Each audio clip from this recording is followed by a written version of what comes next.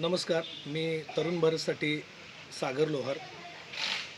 आज मकर संक्रांतीच्या पूर्वसंध्येला कुंभारवाड्यामध्ये जी मातीची मडकी बनवायला सुरू आहेत त्या संदर्भात आज मी म्हाळुंगे तालुका करवीर येथील कुंभार कलावंत संतोष कुंभार यांची घेतलेली ही मुलाखत. संतोष बळवंत कुंभार. गेले बरेच वर्ष मी मुंबईला जॉबवरती होतो. काही कारणास्तव काम बंद झाल्यामुळे मी गावी आल्यानंतर हे वडिलांचा आणि आजांचा हा धंदा होता, त्याला मी हातभार लावण्यासाठी गेलो व त्या धंद्यात मला उत्सुकता लागली आणि मी हा धंदा जोराने चालू केला आणि माझ्या ह्या धंद्यामुळे बरेच मला यश आलेलं आहे आणि माझा या धंद्यामुळे उदरनिर्वाह माझा होतो.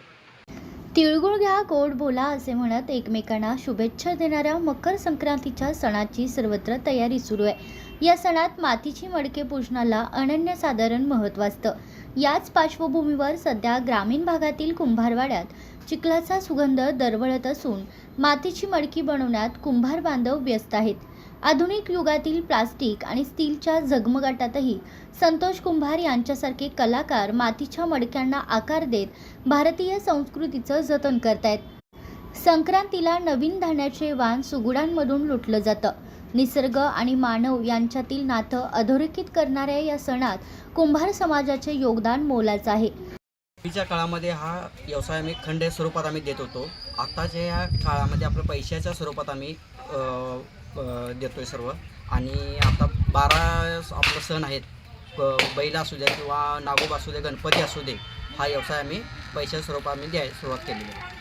मकर संक्रांतीला पहिला मूर्तिका पूजन करतात. यासाठी लागणारी छोटी छोटी मडकी, ज्याला ग्रामीण भाषेत सुगड म्हटलं जातं, ती घडवण्याचं काम सध्या अंतिम टप्प्यात आहे.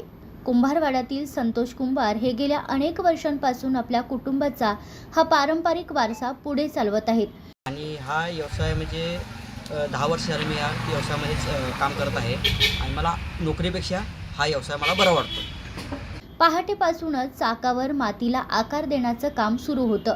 चिखल मळण्यापासून ते मडकी भाजण्यापर्यंतची सर्व कामे कष्टाची असली तरी सणासुदीला आपल्या हाताने घडवलेली वस्तू लोकांच्या पूजेत मांडली जाते. केवळ पुरुषच नव्हे तर घरातील स्त्रिया आणि लहान मुलंही या कामात हातभार लावतात.